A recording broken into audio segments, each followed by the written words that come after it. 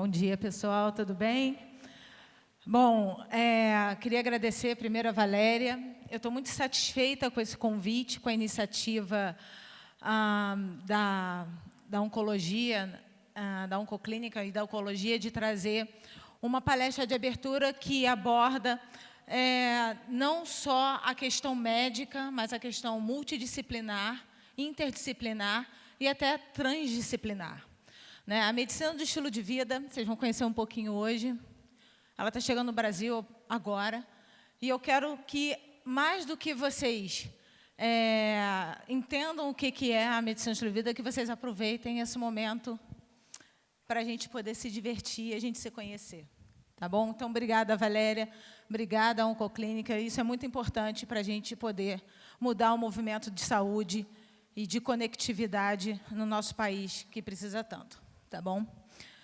Então, como é que começa? Eu vou começar um pouco com a minha história, que é muito parecida. Deixa eu fazer uma pergunta. Quem aqui é médico? Levanta a mão, só para eu ter noção de como é que está. E profissional de saúde? Que ótimo. Então, estamos bem aqui. Então, vou contar um pouco da minha história, que vai parecer muito com a história de vocês. Lógico, a gente começa dentro da área de saúde, porque a gente tem uma vocação de ajudar as pessoas, de querer ser um super-herói, de querer mudar, fazer diferença na vida daquelas pessoas. E eu estava assim, eu me formei há muitos anos atrás e estava trabalhando dentro de emergências, nos hospitais. Eu acabei, fiz geriatria muito cedo. Quando eu tinha 25 anos, eu já estava geriatra. As pessoas falam, nossa, essa menina que vai me atender, os velhinhos, essa menina vai me atender. E aí eu sofri um burnout. Então, eu comecei na área de... Acho que não está funcionando aqui. Na área de reabilitação, com a geriatria, e acabei sofrendo esse burnout quando eu tinha 29 anos. Eu acabei ficando internada com uma doença autoimune. Trabalhava muito, muitas horas, mais de 60 horas por semana, e aquilo não fazia mais sentido para mim. E o que aconteceu? Eu falei, poxa, eu estudei tanto, estou ajudando tantas pessoas e estou doente, o que eu posso fazer da minha vida? Eu não estava satisfeita. Os pacientes chegavam no meu consultório com 80 anos, tomando 15 medicações, usando bengala, usando óculos, todos deprimidos, com muitas perdas, muitos buracos, e aquilo não estava realmente me fazendo bem.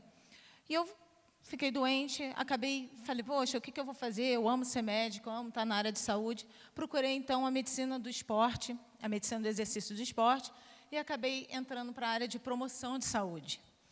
Então, a medicina do exercício do esporte no nosso Brasil é muito focada em reabilitação, principalmente em reabilitação cardíaca. A gente precisa de reabilitação oncológica, reabilitação metabólica, principalmente, mas a reabilitação cardíaca é muito forte dentro da medicina do exercício. E eu via que os pacientes, eles chegavam na clínica de reabilitação e 3 meses depois eles já estavam muito melhores dos seus corações. Eles já estavam reabilitados, já estavam felizes, mas depois iam embora e depois de 6 meses a 1 ano eles voltavam infartados de novo. Eu falo, poxa, por que isso acontece? Por que as pessoas saem, vêm para cá, se esforçam, passam 6 meses na reabilitação, fazendo exercício, fazendo musculação, mudando sua nutrição e voltam para cá infartados novamente? Eu não conseguia perceber aquilo. E aí eu comecei a montar um projeto na minha cabeça de uma abordagem multidisciplinar, que tanto a geriatria como a medicina do exercício de esporte são multidisciplinares. A gente trabalha muito perto de fisioterapeuta, terapeuta ocupacional, de psicólogos, nutricionistas. E aí eu falei, poxa, eu vou fazer reuniões dentro da clínica, onde a gente pode ter um papo aberto com profissionais de saúde. E comecei a fazer isso com meus pacientes e os pacientes da clínica. E aí eu comecei a trabalhar muito na área de prevenção. Eles iam para lá reabilitar e, durante a reabilitação, eles ouviam os profissionais ensinando sobre como prevenir. E aquilo mudou muito a minha vida, porque eu também aprendi que tem que ter tempo para me divertir. Como eu moro no Rio de Janeiro, eu mudei minha vida, então eu decidi mudar para frente da praia e surfar todos os dias para eu também prevenir as minhas doenças. E aí, em 2014, eu estava com a minha clínica já de medicina do estilo, de reabilitação cardíaca, né, que é dentro de uma rede de academias grandes do Rio de Janeiro, e estava indo muito bem, fazendo como são as diretrizes do Colégio Americano de Medicina do Esporte. E as pessoas iam para lá, faziam a reabilitação cardíaca, eu continuava com minhas palestras, e foi quando aconteceu uma coisa muito legal. E eu fui para os Estados Unidos para um congresso de medicina do esporte e acabei por um colega indo parar no congresso de medicina do estilo de vida em 2014. E o que aconteceu? Eu conheci um cara, um colega médico, um camarada, que me mostrou uma coisa incrível.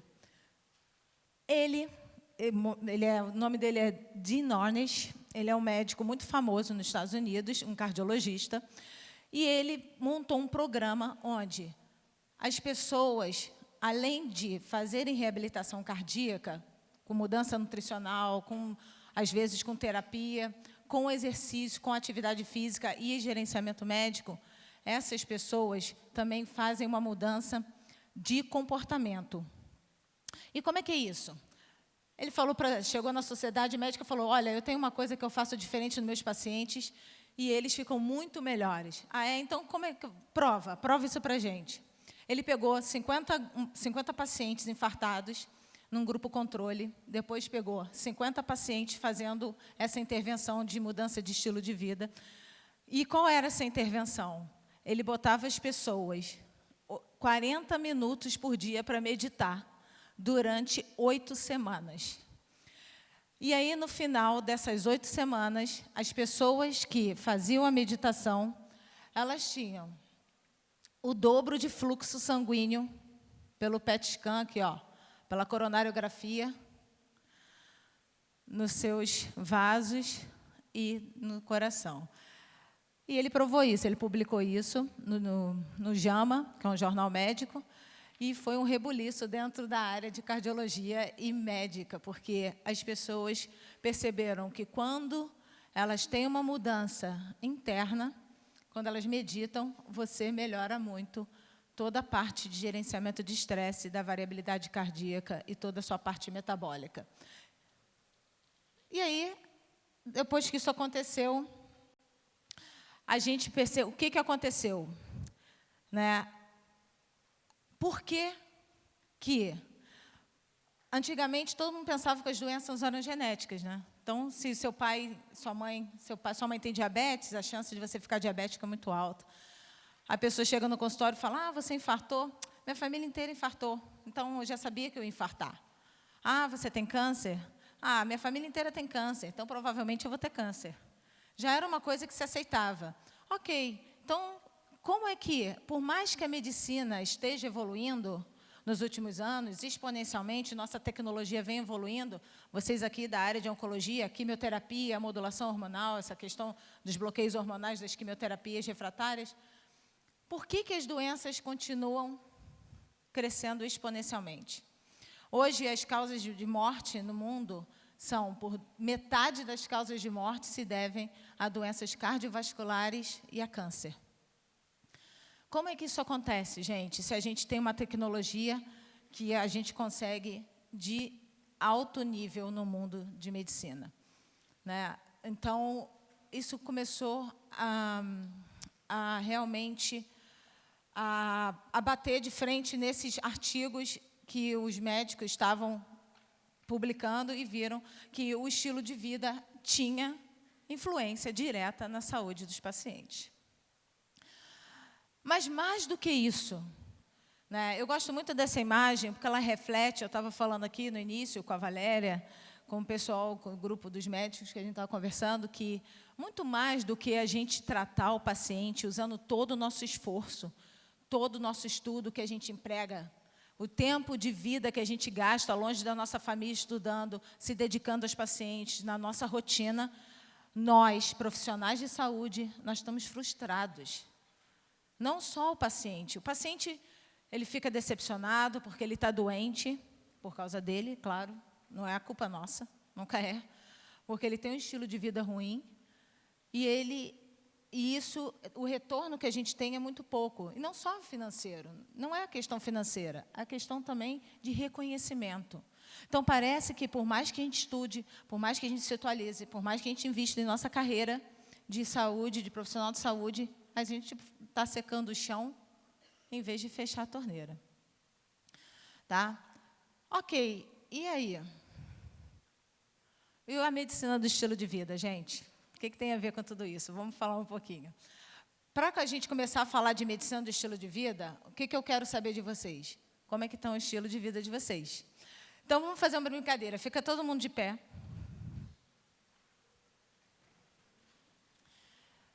E é o seguinte, toda vez que eu fizer uma pergunta, quem não estiver executando o estilo de vida que eu perguntar, tem que sentar. Calma aí. E uma vez sentada, a pessoa não pode levantar. E aí vamos ver quem ganha essa disputa, ok? Então vamos lá, gente. Né? Quem aqui pratica atividade física pelo menos 3 horas por semana?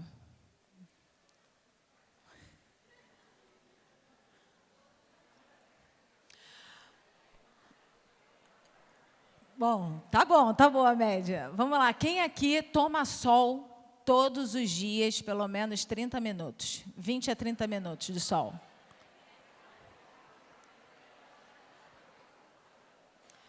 Por isso que eu não começo nem pela alimentação.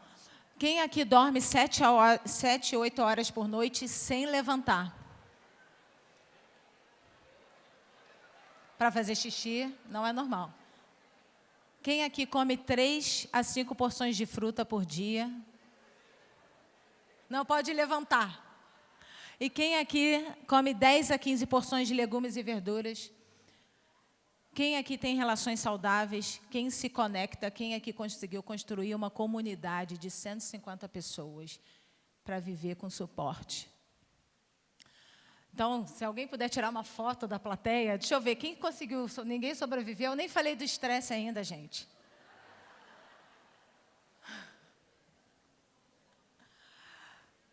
Então, a medicina do estilo de vida, ela é muito mais do que você tratar o paciente, você empregar isso no seu paciente.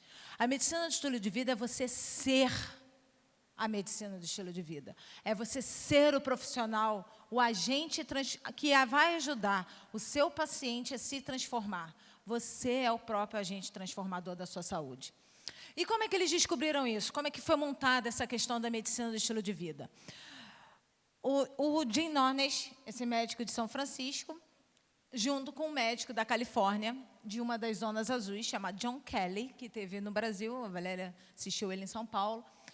Eles fundaram, estruturaram a sociedade, o colégio americano, depois que eles começaram a estudar as zonas azuis. As zonas azuis são conglomerados de centenarianos. E eles existem em 5 lugares no mundo. Eles não foram viver lá. Eles vivem lá e eles foram estudados. Né? E eles vivem mais de 100 anos sem tomar remédio e vida normal. Eu tive a oportunidade de conhecer o da Califórnia, de Loma Linda, porque esse médico fundou e a gente se conheceu e, por acaso, quem coordena o hospital lá é um médico brasileiro, de Porto Alegre. E as pessoas, é muito motivante você chegar no lugar onde a pessoa tem 100 anos e ela conversa com você como se tivesse 70. Então, eu conheci uma senhora, ela tem 103 anos, né? Tinha, porque ela já deve ter feito aniversário.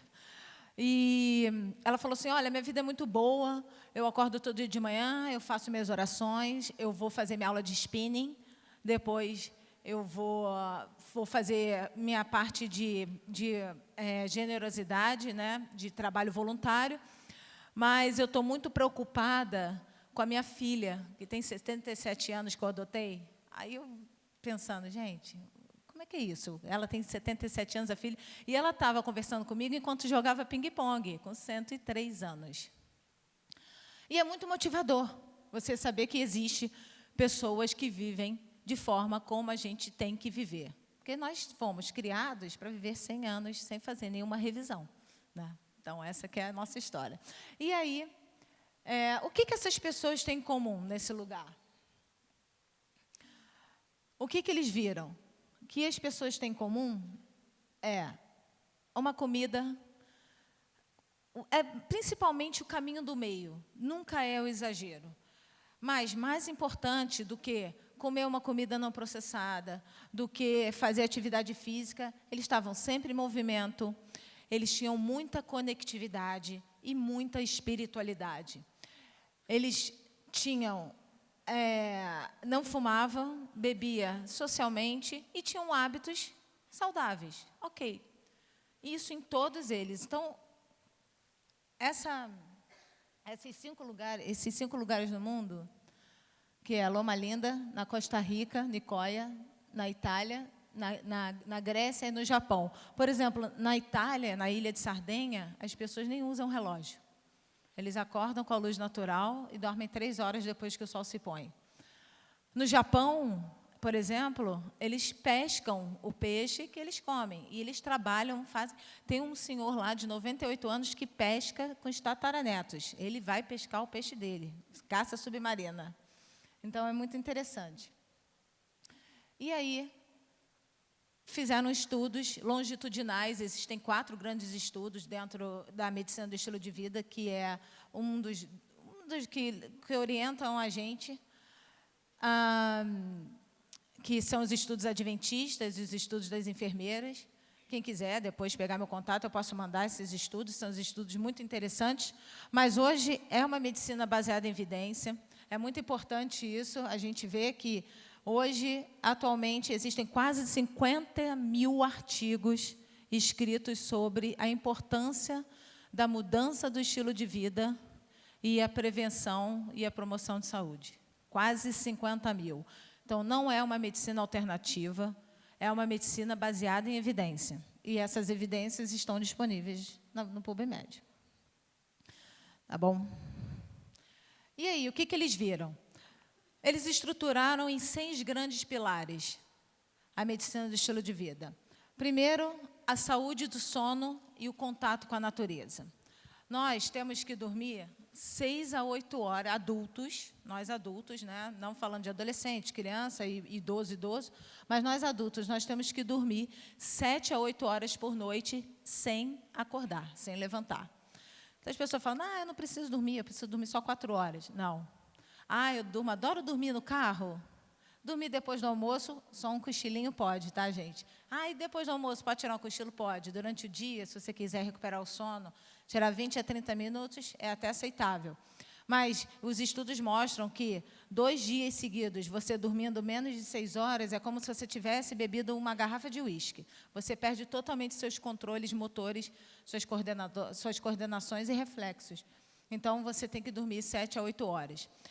Esse pilar da saúde do sono, ele vem junto com o pilar de contato com a natureza, que a gente chama de grounding, que são os sincronizadores biológicos, que são os doadores de tempo. Nós temos um ciclo circadiano, que ele inicia de manhã com a luz natural e ele acaba quando o nosso cortisol quando a nossa melatonina começa a ser liberada e nosso cortisol acaba, que é em torno de entre 6 e 9 horas da noite. Então, 9h30 da noite, todo mundo tem que estar dormindo, no máximo 10 horas. E acordar às 5 da manhã com a luz natural. Isso é a saúde do sono e o contato com a natureza. Além disso, pegar sol todos os dias. O confinamento é uma das maiores causas de desenvolvimento de câncer hoje. Principalmente em adolescentes, onde vocês sabem melhor do que eu, com certeza, os estudos mostram um aumento de mieloma múltiplo, de câncer de pâncreas e câncer de rim em adolescentes por falta de vitamina D. Então, muitos dos pacientes chegam no consultório com a vitamina D muito baixa. E eu falo, vocês têm que tomar sol, porque dá câncer de pele não tomar sol. Pode dar câncer de mama, pode dar câncer de próstata, pode dar alteração do seu sistema imunológico. Então, tomar sol todos os dias. Nós somos seres que fomos feitos para estar na luz do dia. O confinamento é uma coisa muito grave. Tá? Então, saúde do sono e contato com a natureza é o primeiro pilar. Depois, atividade física. Mas não aquela coisa chata de, tem que ir para a academia, botar roupa. Não é isso. Atividade física no sentido de se movimentar. Hoje, sitting is the new smoking. Sentar é o novo fumar. O sedentarismo mata 5 vezes mais que o cigarro.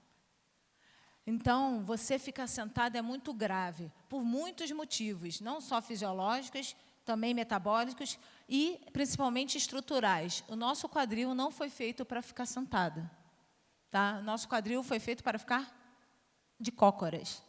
E a gente passa 8, 9 horas sentado. Então, até pouco tempo atrás, 2010, na última diretriz do Colégio Americano de Medicina do Esporte, as pessoas falavam, olha, é só fazer 2 horas e meia de exercício por semana, de moderada intensidade, que você está bem. A gente adora uma diretriz, né? Nós médicos. Faz isso, pronto, está curado. Mas o paciente precisa se engajar mais, ele precisa estar em movimento. Então, 62% da população brasileira não pratica nenhuma atividade física, fica o dia inteiro sentada, e isso é muito grave. Então, é para estimular a pessoa a se movimentar, fazer trabalho doméstico, a ir em supermercado, a realmente ficar o tempo todo em movimento. Tá? Isso é muito importante. Não é aquele negócio realmente de ir para a academia e fazer musculação aeróbico, isso acaba sendo até desmotivador. Então, existem muitos estudos dizendo que dançar é importante, até para a conectividade, e que você melhora muito sua variabilidade cardíaca e melhora muito a sensibilidade das suas células à insulina quando você faz treinamento de movimento natural. Então, se vocês tiverem a oportunidade de irem aos simpósios e congressos de medicina do estilo de vida, vocês vão ver que os educadores físicos... Tem alguém aqui na plateia que é educador físico? Que bom. Que a gente fala muito mais do movimento natural, de abaixar, levantar e de fazer coisas que vocês entendam que sejam importantes para o seu corpo. As pessoas falam, vou fazer... eu tenho muito joanete, estou com problema no meu pé. O joanete é um problema do quadril, não tem nada a ver com o pé. Então, quando você faz reabilitação de quadril, dos músculos do abdômen, dos oblíquos, você acaba com o seu joanete, não precisa operar, tá, gente? Mas dá trabalho, né? Então, o outro pilar é a alimentação. E as pessoas falam, nossa, essa história de alimentação saudável, isso é tão chato. É chato mesmo, né, gente? Porque, imagina, nada radical faz bem. Imagina cortar todo o queijo Minas de quem é mineiro. Não existe isso, né, gente? Não pode mais comer queijo Minas. Não pode beber leite. Mas não é isso. Na verdade, é você se alimentar de forma minimamente processada, com pouca proteína animal. Porque a proteína animal... Não, por que falam tanto em relação à proteína animal? Né? Porque ela tem muita gordura. O leite, ele estimula muito os fatores de crescimento celular. E por isso que, em quantidade grande, ele faz mal para o nosso corpo. Mas você ter uma alimentação consciente, né, com 3 a 5 porções de fruta por dia, porque nós somos onívoros, a gente precisa comer fibra. Então, a gente tem que comer em torno de 50 gramas de fibra por dia. E as pessoas falam, nossa, isso é mole, doutora, como muito mais que isso. Muito mais. Aí eu falei, quanto você come? Eu como uma banana. Eu falei, uma banana tem 1,3 de fibra. Eu como uma pera, 1,6 de fibra. Então, comer fibra é mais importante do que deixar de comer as outras coisas. Então, focar em comer 3 a 5 porções de frutas por dia, 10 a 15 porções de legumes e verduras, arroz e feijão todos os dias. Né? Quando a gente vai para fora e encontra o pessoal da Aliança Global, eles falam assim, vocês brasileiros são muito sortudos, porque vocês comem feijão e arroz todos os dias. Só quem passa fora do Brasil sabe como é difícil ficar sem o feijão e arroz. É muito difícil. Lá na Costa Rica, naquela zona azul, lá na Nicoya, onde tem pessoas de 110, 115 anos, eles comem só feijão e arroz, 3 frutas, que é o abacaxi, a manga e a banana, e alguns mais raízes e legumes e verduras. A alimentação deles é essa, e eles vivem 100 anos. Então, não é tão difícil. É que, realmente, a gente está numa cultura aditiva. A gente quer comer, quer comer, quer comer, e usa a comida como recompensa. Mas não é tão grave assim. Não precisa ser radical e comer tomate e alface. Não é isso. É você ter escolhas conscientes do que você vai colocar no seu prato. E comer é muito bom. Muito bom em todos os sentidos. Você está nutrido, você convive com outras pessoas quando você sai para... É socialmente bom. Então, realmente tem que ser consciente a alimentação. Então, uma alimentação rica em fibra, em grãos, cereais, de preferência minimamente processada E, se puder, comer pouquíssima proteína animal, excelente. Tá? Gerenciamento de estresse. Gente, o estresse mata 3 vezes mais que o cigarro. Então, a pessoa que fuma para relaxar está melhor do que quem não fuma e está estressada, né? Isso é muito grave, porque o estresse, ele faz alterações muito graves no nosso corpo, o estresse crônico. Ele aumenta a nossa glicose, ele tem a chance da gente atrapalhar todo o nosso ciclo biológico. O nosso corpo vive sob ameaça. Estresse é bom, porque faz a gente se movimentar, né? Só que, desde a pré-história, nós temos estresse. A gente tem que enfrentar os dinossauros, os leões na selva. Nós somos caçadores e coletores. Mas a questão é que a gente trouxe os nossos dinossauros e leões. A gente dorme agarrado com o nosso leão todo dia. Inclusive, não dorme.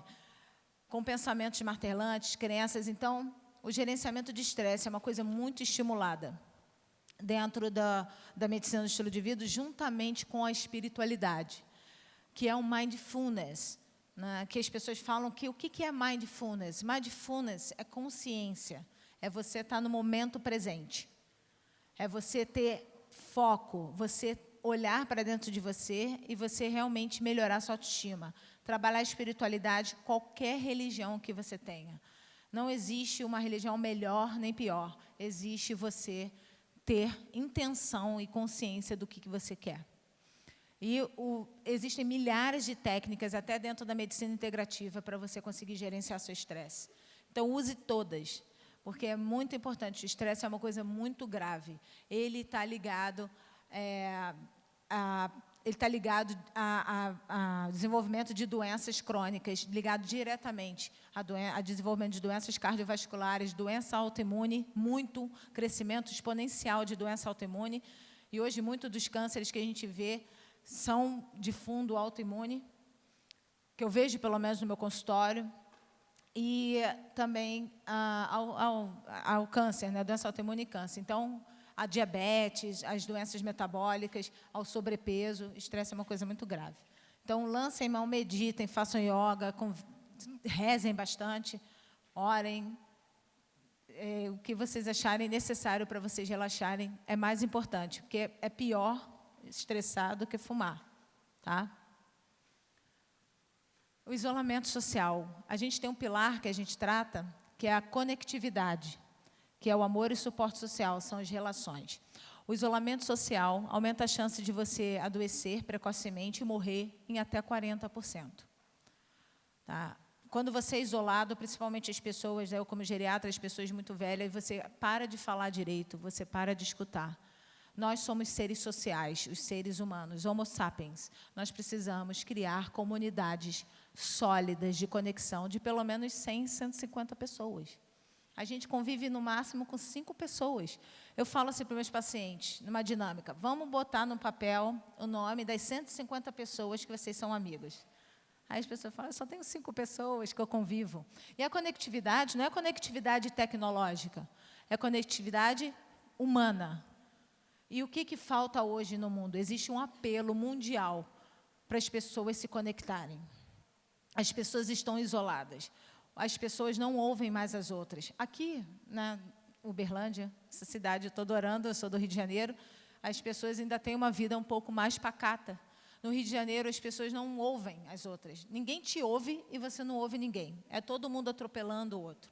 Isso é muito grave, porque você está convivendo com 5.000 pessoas no seu Facebook e nenhuma pessoa assim, no dia a dia, na sua rotina, que você possa contar de verdade.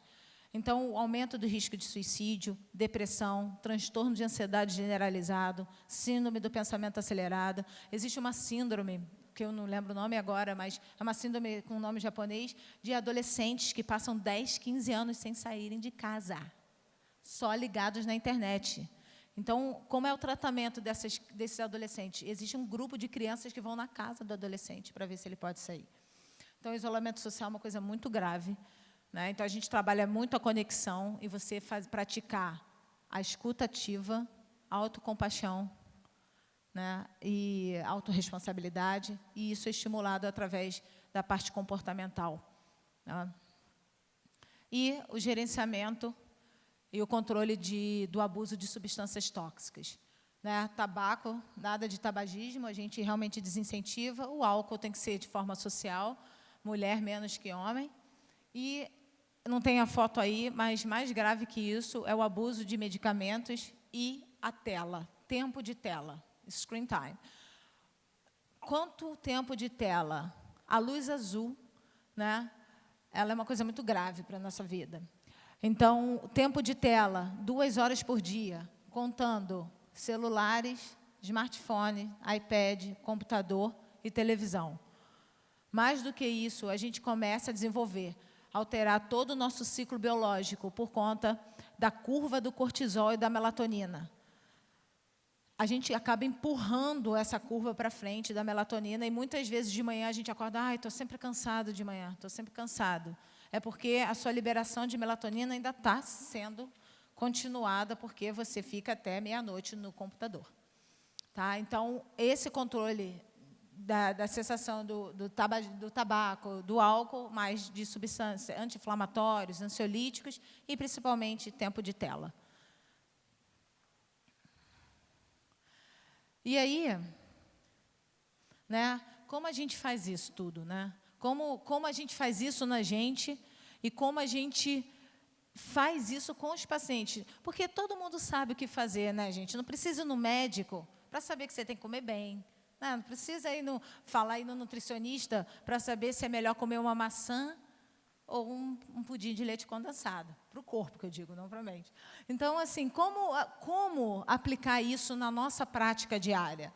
Como estimular a sociabilidade do paciente, e nossa também, principalmente, gerenciamento de estresse, fazer um exercício supervisionado, motivacional, como você consegue controlar, ajudar a controlar o estresse, gerenciar substâncias tóxicas, dormir melhor, né? Ter contato com a natureza diária. Aqui vocês têm muita natureza, então não existe desculpa para não pegar sol todos os dias, a cidade super ensolarada.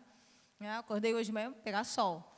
Então, isso é muito importante. Como a gente fazer para chegar até os 103 anos super equilibrado? 103 anos. Sem doença, sem tomar remédio. Alguém sabe me dizer o que a gente precisa para a gente dar o primeiro passo para a mudança? Pode levantar a mão. Alguém sabe como a gente começa essa mudança? Valéria, você tem que saber isso, vai cair na prova. Ninguém sabe como a gente dá o primeiro passo. O que a gente estimula no nosso paciente? Ou nas nossas vidas, dos nossos familiares. Propósito. As pessoas chegam com objetivos de vida no nosso consultório. Principalmente quando está doente, é muito fácil para o médico quando o paciente está doente, porque a gente vai curar o paciente dando o remédio, então, rapidamente, o paciente está ali vulnerável. Prometo, doutora, nunca mais vou comer, nunca mais vou beber, nunca mais vou fazer isso, quero só sair aqui do hospital, quero ficar bom, depois que eu ficar bom, tudo vai mudar. Isso não vale. Vale é no dia a dia, quando você está saudável. E propósito não é o objetivo de vida. Propósito é uma coisa que vem do seu coração. É como você quer ser lembrado dentro da sua família, dentro da sua comunidade. É aquilo que faz você pular da cama todo dia e falar, oba, estou viva. Vou andar para frente, vou encontrar as pessoas que eu gosto, vou fazer exercício, vou pegar sol. Graças a Deus, eu tenho mais um dia de vida. Obrigada. Né? Uma das ferramentas que a gente tem para do gerenciamento de estresse é a psicologia positiva, que a gente usa muito, é a lista de gratidão. Então, obrigada. Obrigada por eu estar viva e eu tenho um propósito maior do que todo dia ficar horas no telefone, horas no celular, horas no computador, sem estar convivendo com a minha família. Né? Isso é muito importante. Então, lembrem-se disso, propósito, uma coisa que vem de dentro do coração. E os objetivos são traçados com as metas todas que desenvolve para chegar a esse propósito, para manter o propósito na nossa linha. Tá? Porque qual é o nosso propósito? Eu falo com os pacientes, eu tenho o propósito de ser feliz e ter saúde para sempre. Eu falei, você quer ser lembrado por isso? Nossa, a Silvia foi uma pessoa que quis ser feliz. Não, o propósito é, poxa, que legal, ela fez diferença na vida das pessoas, ela deixou filhos saudáveis, ela viveu uma vida intensa, ela é um exemplo. Isso faz a gente, esse retorno, né, de você ter um propósito e você participar ativamente da sua vida e da vida da sua comunidade, é que faz a liberação da ocitocina, do hormônio do abraço, da satisfação e da felicidade. É muito importante ter um propósito. E na medicina do estilo de vida, o que a gente é? O que a gente faz quando a gente usa os pilares, a metodologia dessa medicina aí, que é nova, só tem 40 anos, né? Nós somos educadores. A gente nunca fala para o paciente o que fazer, mas a gente fala como fazer. E, mais importante, qual é o caminho? O caminho, senhor, senhora, você vai andar, eu vou estar te conduzindo, mas o caminho é seu. O meu, eu faço. O seu, eu te ajudo. Nós somos educadores, a gente nunca dá o peixe para o paciente, nós damos a vara de pescar. E aí, como é que a gente faz isso, né? Como a gente começa a educar o paciente? Eu vou mostrar para vocês, né? Então, vou pedir para vocês se levantarem de novo. Ah, não, peraí, só um minutinho. Antes disso, como é que a gente faz isso? A gente ensina os pacientes, através de metas práticas, de ferramentas práticas, criadas daqueles 6 pilares: atividade física, gerenciamento de estresse, saúde do sono e contato com a natureza, alimentação saudável, amor e suporte social, gerenciamento de abuso de substâncias tóxicas. A gente ensina o paciente e a nós mesmos a se transformarem, a se ressignificar. A gente ressignificar a nossa vida para a gente, a criar novos significados com a nossa comunidade, com a nossa família e até com o nosso planeta. Nós vivemos numa cultura dicotômica. Nós perdemos o nosso significado de seres humanos. E por isso a gente está tão infeliz, tão sem propósito. Nós estamos no automático. Ninguém para, não tem mais aquela vida boa. E por que isso? Porque a gente perdeu o significado do que a gente tem, que é o nosso propósito. O que a gente veio fazer? Os 2 dias mais... Alguém sabe me dizer quais são os 2 dias mais importantes da vida de uma pessoa? Vai, gente, vamos, agitação.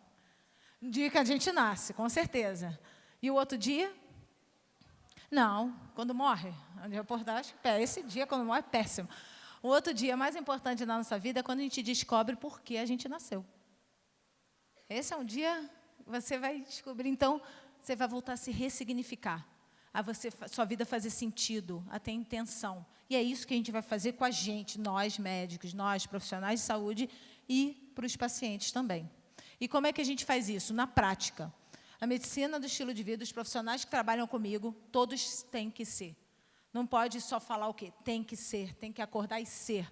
E eles cobram. Você faz tudo isso mesmo? Você fala, doutora, você não faz nada disso. Eu faço tudo isso que eu falo. Tudo, na prática, todos os dias. É difícil? Não. Precisa ter muita consciência, muito propósito. E, principalmente, se a gente quer ajudar a pessoa, a conduzir a pessoa num caminho de saúde, de recuperação, porque isso vai fazer bem para o nosso cérebro, para o nosso reconhecimento, nós temos que ter saúde, principalmente. Saúde plena, ausência de doenças, propósito. E como é que a gente faz isso? Todo mundo de pé. Vou mostrar para vocês, em 2 minutos, como a gente começa a mudar isso. Quero ver todo mundo participando, hein, gente? Bora, gente, vamos dançar. Aqui, ó, os homens aqui na frente têm que dançar, ó.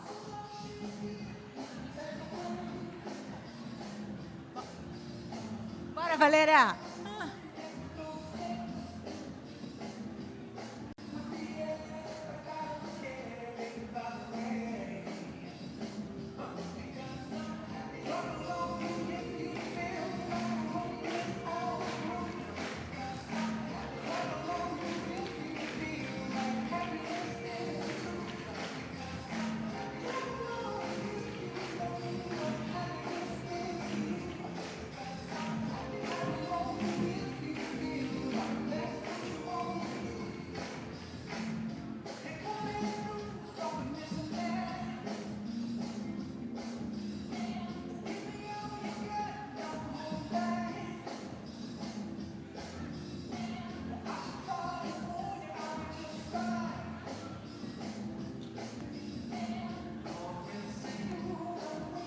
Vamos lá, galera. Agora, vamos lá.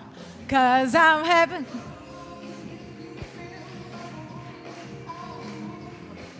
I'm happy.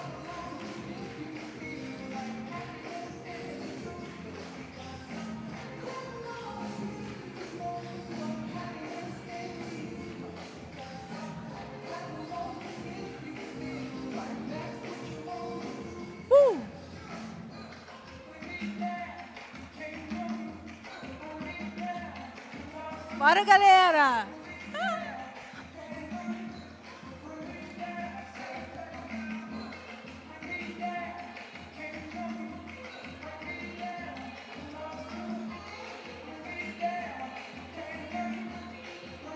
Vamos lá, todo mundo.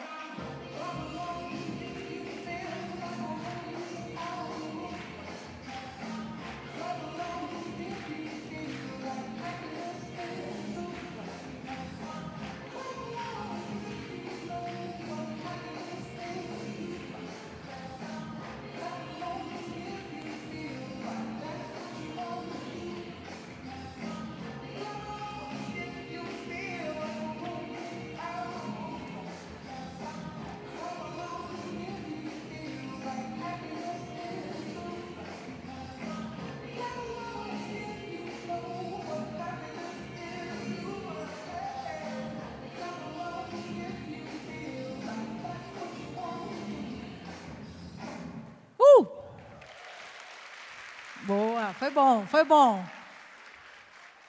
Tem que animar de manhã.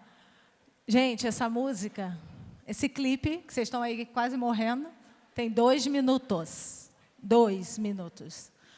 Então, quer dizer, todo mundo fala, tem que fazer horas de atividade física, 2 minutos de exercício, e você melhora a sua circulação linfática, você melhora a sua circulação cardíaca, vascular, você libera a endorfina, você libera a ocitocina, você melhora a sua variabilidade cardíaca e você acumula pontos de movimento diário. 2 minutos. Então, não tem desculpa para cada 1 hora você ir ao banheiro, está lá trabalhando, vou ao banheiro. Aí põe uma música, ó. É prática, colocar em prática. E aí, às vezes, a pessoa fala, não, toda hora você está indo ao banheiro. Ah, dá uma desculpa, estou com uma infecção urinária, tenho que ir ao banheiro toda hora. Não tem problema, contanto que você coloque em prática. 2 minutos, gente, as pessoas falam, é muito difícil fazer atividade física, eu não tenho tempo, não tenho nenhum tempo. 2 minutos. E esse programinha é ótimo, tá? Chama Just Dance, está no YouTube. Tem Britney Spears, você pode ser quem você quiser, a Anitta, é ótimo. Então, como é que a gente faz? Uma listinha rápida aqui. Para a gente fazer isso, né? Dançar e tal, e assim, a gente tem que colocar, como eu falei, nossa cara a tapa, né? E nós médicos, a gente tem muita pressão, que a gente tem que estar todo certinho, arrumado, não pode falar nenhuma besteira. Nós, profissionais de saúde, imaculados, muita pressão em cima da gente, muita, muita. Se a gente errar, é muito difícil para a gente. E realmente estou advogando a nosso favor por todo esse Brasil, porque a gente precisa realmente transformar a nossa saúde, a nossa história, porque a gente merece muito. Porque é muita pressão, muito estresse, existe um burnout do profissional de saúde. Nos Estados Unidos, quando 1 a cada 4 médicos que se formam se matam, o índice de suicídio é muito alto no nosso meio. Saiu um artigo agora, nacional, dizendo que um médico homem vive 3 vezes menos do que o homem da população normal e a mulher 20 vezes menos. Então, achei um absurdo. Falei, ó, gente, larga tudo, vamos ser felizes, negócio de viver menos. Então, é muita pressão. Então, a gente precisa ter muita coragem para fazer essa mudança, né? A gente precisa ter muita flexibilidade, muita flexibilidade. A gente precisa ter desprendimento. Você acha que é fácil estar aqui em cima do palco, dançando assim, né? Imagina, muito desprendimento. A gente tem que ter muita dedicação, que a gente já tem. Tem que ser muito ético, né? Então, isso é uma coisa assim, que às vezes todo mundo chega, né? A Valéria trouxe essa novidade, o que é medicina de estilo de vida, né? E eu falo para as pessoas, a medicina de estilo de vida não chegou para curar nada, não chegou para tirar todo mundo das outras, nada vai mudar, nós não somos melhores, a gente não vai tirar o lugar de ninguém, não é uma coisa maravilhosa, não tem a cura do câncer, não tem nada disso. A gente tem que ser muito ético, principalmente com nossos colegas. A gente tem que respeitar muito. E está faltando muito isso entre a gente. A gente tem que agregar e não segregar. A gente tem que olhar para o nosso colega que está ali na mesma situação, aprender a se colocar no lugar do outro e saber que aquela pessoa está passando pela mesma dificuldade que você. O paciente está lá e ele vai ser atendido, ele vai ser assistido, porque nós fazemos isso bem. Mas nós, profissionais de saúde, temos que ser éticos com a gente, não só com o paciente. Está faltando muito isso, gente. E, principalmente, gostar de pessoa, né? A pessoa, eu sou médica, mas não aguento aqueles pacientes reclamando. Não, dá muita doença, não posso lidar com isso. Eu acho um pouco esquisito, né? Então, a gente tem que gostar muito de pessoa. Eu amo os seres humanos. Eu, particularmente, adoro conversar com todas as pessoas. Eu, sendo carioca, falo pra caramba. Chego, falo o tempo todo. Né? Então, é até difícil, gente. Daqui a pouco já está acabando. Vou parar de falar. E, principalmente, tirar o nosso ego. O ego é uma coisa que atrapalha muito. O ego, ele não deixa a gente ouvir quem está do nosso lado. A gente perde muita oportunidade de felicidade, de plenitude, quando a gente se coloca na frente do outro. Quando a gente acha que é mais importante do que qualquer outro ser humano. Está na hora de nós, profissionais de saúde, porque a gente realmente, nós somos os seres humanos, de descer da nossa cadeira da sabedoria, ir lá para o chão, pisar lá e falar assim, eu estou aqui, e eu aprendi como fazer para te ajudar. E eu vou estar com você nesse caminho. Eu não quero mais estar com essa pressão em cima de mim. Nós estamos juntos. A responsabilidade tem que ser dividida. Ela não é só nossa, ela é do paciente. Mas, para isso, a gente tem que tirar o nosso ego. Tem que tirar o e ir para frente, o go, ir para frente, moving forward. E aí, a gente tem que ser o exemplo que a gente tem que ver nos nossos pacientes. Né? Lá na clínica, eu faço muito isso, porque eles perguntam realmente se isso acontece. E eu tenho um relacionamento com meus pacientes muito próximo. Eu realmente desço do palco, né, e eles fazem a festa junto comigo, e eles entendem que a responsabilidade é deles. Porque, imagina, eu gosto de falar, a pessoa fala assim, nossa, aquele médico lá, péssimo cirurgião, tive um problema sério na minha cirurgia, foi tudo errado. Nossa, aquela nutricionista, não deu certo, nutricionista horrível, não consegui emagrecer. Aí eu pergunto para a pessoa, para o paciente, a técnica cirúrgica é a mesma para todas as pessoas. O seu médico, na hora que ele estava te operando, ele teve uma dor de barriga? Ele morreu? Ele infartou? Não, ele fez a cirurgia. Então, o problema está no médico, que faz essa cirurgia 10 vezes por dia? Ou na nutricionista, que tem toda uma metodologia para todas as pessoas? Ou o problema está em você, que está inconsciente? Então, o paciente ele tem que perceber que ele faz parte do próprio tratamento e que ele tem que se comprometer com isso e ajudar a gente também. Então, a gente tem que ser o exemplo, mas, para isso, a gente tem que fazer. A gente tem que estar dançando, a gente tem que estar feliz, a gente tem que estar com propósito, a gente tem que estar se alimentando bem para nós, para a nossa família, para a nossa comunidade. Tá? E aí, eu tive a oportunidade de ir para fora estudar essa medicina, porque depois eu passei 1 ano ligando para aquele médico lá, ele não me atendeu, peguei um avião, fui lá para Cleveland, bati lá na porta e falei, quero vir aqui, essa é a especialidade que vai mudar minha vida, eu preciso ficar aqui. Eu fiquei lá 18 meses, realmente consegui trazer isso para o Rio de Janeiro, um modelo de clínica, e que hoje eu acho que é a única no Brasil que coloca em prática o mesmo modelo, onde a gente faz um gerenciamento médico, mentoria de saúde e bem-estar, programa de exercício supervisionado e vários programas diversificados, onde a pessoa realmente tem uma mudança comportamental.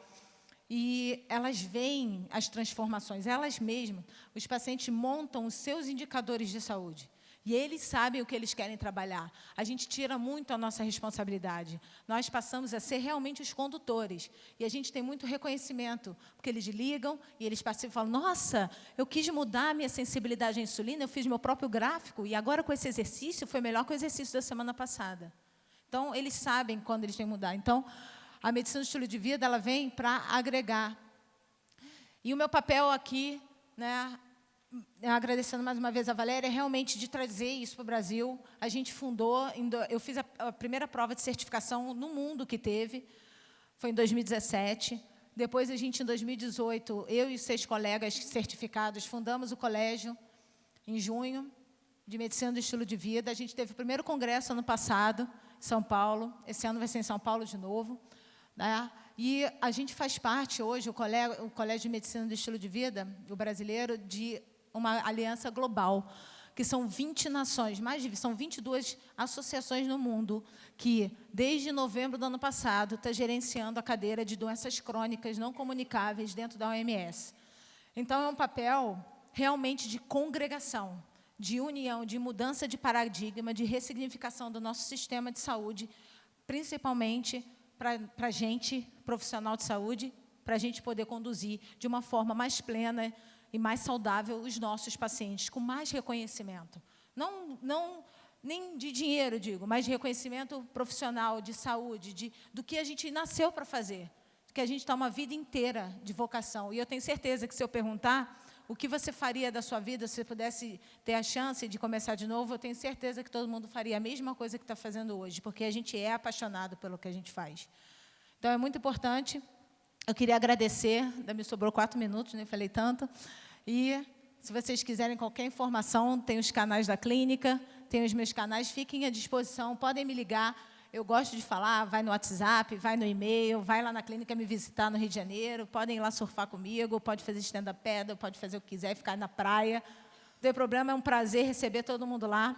O congresso esse ano é em São Paulo, mas ano que vem é no Rio, e eu espero todo mundo lá. E eu quero agradecer a Uberlândia por ter me recebido tão bem. Eu estou apaixonada aqui pela cidade, gente. Obrigada.